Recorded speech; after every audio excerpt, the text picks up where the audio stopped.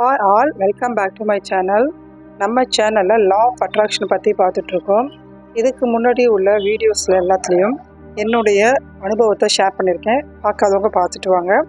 அதே மாதிரி இன்றைக்கி ஒரு சூப்பரான டாபிக் தாங்க. வார்த்தைகளுக்கு சக்தி இருக்குது. அந்த வார்த்தையை நம்ம பயன்படுத்தும் போது நாமளும் பிரபஞ்சமும் எப்படி கனெக்ட் ஆகிறோம் அப்படிங்கிறத பற்றி தான் ஷேர் பண்ண போகிறேன். வாங்க வீடியோக்குள்ளே போகலாம். வீடியோக்குள்ளே போகிறதுக்கு முன்னாடி இப்போ தான் நம்ம சேனலை ஃபஸ்ட் டைம் பார்க்குறீங்கன்னா மறக்காமல் சப்ஸ்கிரைப் பண்ணிவிட்டு கீழே இருக்க பெல் ஐக்கானை கிளிக் பண்ணிவிட்டு பாருங்கள். வார்த்தைக்கு சக்தி இருக்குது அப்படிங்கிறத வாங்க ஒரு ஸ்டோரி மூலமாக பார்க்கலாம். ஒரு காட்டில் நிறைய தவளைங்க கூட்டமாக வாழ்ந்துட்டு வந்துச்சுங்களாம்.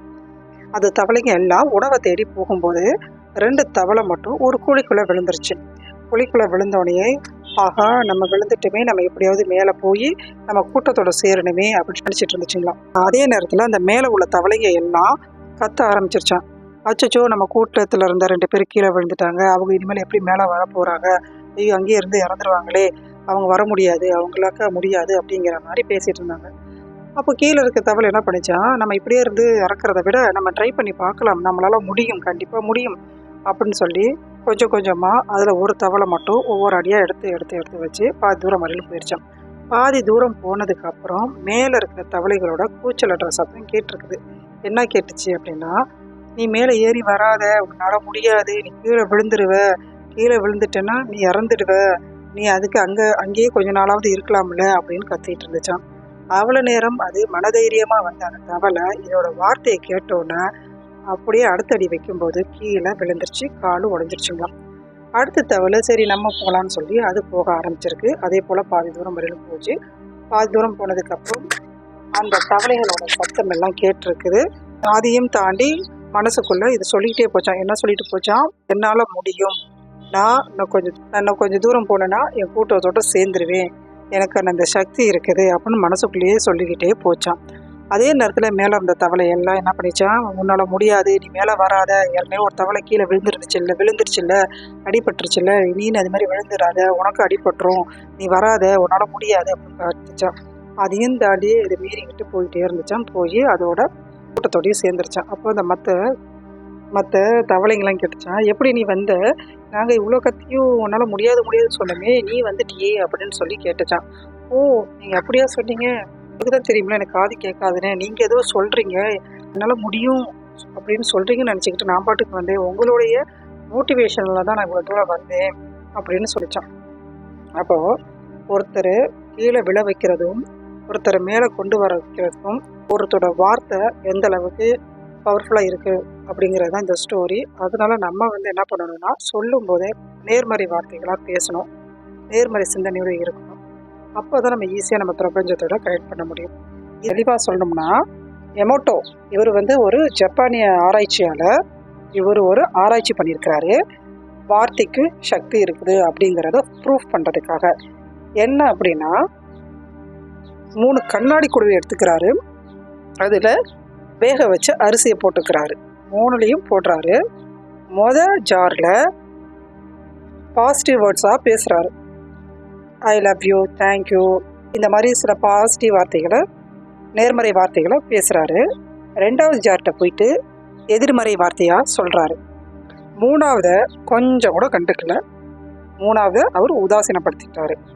இந்த மாதிரி டெய்லியும் 1 வாரம் இல்லை 2 வாரம் இல்லை, பல வாரங்களாக இதே மாதிரி ஃபஸ்ட்டு பாசிட்டிவ் வேர்ட்ஸு, செகண்டில் நெகட்டிவ் வேர்ட்ஸு, 3வது கண்டுக்கவே இல்லை. இந்த மாதிரி அவர் ஒவ்வொரு நாளும் சொல்ல ஒரு ஸ்டேஜில் என்ன ஆச்சு அப்படின்னா, ஃபஸ்ட்டு பாசிட்டிவாக பேசினார் பார்த்தீங்களா, நேர்மறை வார்த்தைகளாக பேசினார் பார்த்தீங்களா, அதோட அரிசி எல்லாமே நல்லா வெள்ளேர்னு இருந்துச்சுங்களாம். அது மட்டும் இல்லை, இன்னும் கொஞ்சம் பெருசாக ஆகியிருந்துச்சுங்களாம் அந்த ஒவ்வொரு அரிசியும். 2வது ஜார்கிட்ட நெகட்டிவ் வேர்ட்ஸாக பேசினார் பார்த்தீங்களா, அது எப்படி இருந்துச்சுன்னா, அது கலரை கருப்பாக மாறிடுச்சுங்களாம். 3வது கண்டுக்கவே இல்லைங்களா, அதோட கலரும் கருப்பு கலர் கூட கெட்ட வாசனையும் அதில் வர ஆரம்பிச்சிருச்சு. அப்போது ஒரே நேரத்தில் போட்ட 3 வித ஜாருக்கும் நம்ம சொல்கிற வார்த்தையை பொறுத்து இன்னொரு ஸ்டேஜுக்கு போயிருக்கு. ஒரு 5 வயசு குழந்தைய கூட்டி 3யும் பார்த்து தேங்க் பண்ண சொல்லியிருக்காரு, நன்றி உணர்வு செலுத்த சொல்லியிருக்கிறாரு. அந்த குழந்தையும் அதே மாதிரி பல வாரங்களாக நன்றி நன்றி நன்றின்னு அவங்ககிட்ட பேசியிருக்கிறாங்க. ஆச்சரியப்படும் விதமாக ஃபஸ்ட்டு ஏற்கனவே அது நல்ல பாசிட்டிவ் எனர்ஜியோடு இருந்ததுனால அது எப்பொழுது போல் வெள்ளையாக அழகாக இருந்திருக்கு. 2வது கருப்பாக மாறின அந்த வெள்ளையாக மாறிடுச்சுங்களாம்.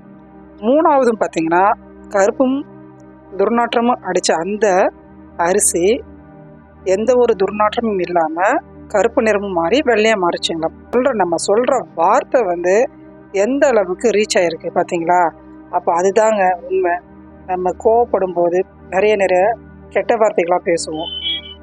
அந்த அதைத்தான் பிரபஞ்சத்திட்ட போய் சேரும். பிரபஞ்சம் எல்லாருக்கும் என்ன தேவையோ அதுதான் செஞ்சிட்ருக்கோம். சில பேர் சொல்லுவாங்க, எனக்கு வந்து எப்போ பாரு கெட்டதாகவே நடக்குது, நல்ல விஷயமே நடக்க மாட்டேங்குது அப்படின்னு சொல்லுவாங்க. காரணம் அவங்க தான். ஏன்னா அவங்க மனசு ஃபுல்லாக நெகட்டிவாக இருக்குது. வார்த்தைகள் எல்லாம் எதிர்மறை வார்த்தையாக பேசிகிட்டு இருப்பாங்க. அப்போது அந்த பிரபஞ்சம் என்ன கிடைக்கும், இவருக்கு வந்து இந்த மாதிரி இதுதான் பிடிச்சிருக்குது விஷயமா அவங்களுக்கு அனுப்பி வைப்பாங்க.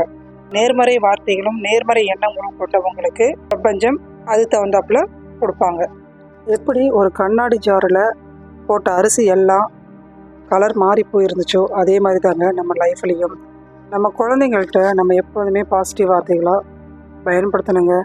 நெகட்டிவ் வேர்ட்ஸ் பயன்படுத்தும் போது அந்த குழந்தையோட வளர்ச்சி அப்படியே நின்றுடும். அதை உதாசீனப்படுத்தினோம்னா இன்னும் மோசமான நிலைக்கு தான் போவாங்க. இதுலேருந்து நமக்கு என்ன தெரியுது அப்படின்னா, எப்போதுமே நம்ம பயன்படுத்தக்கூடிய வார்த்தைகள் வந்து நேர்மறை எண்ணத்தோடு இருக்கணும் இல்லைங்களா? இந்த வீடியோ உங்களுக்கு பிடிச்சிருக்குன்னு நினைக்கிறேன். பிடிச்சிருந்துச்சுன்னா மறக்காமல் சப்ஸ்கிரைப் பண்ணிவிட்டு கீழே இருக்க பெல் ஐக்கானை கிளிக் பண்ணிவிட்டு பாருங்கள். தேங்க்யூ ஃபார் வாட்சிங். Thank you to all. Thank you to universe.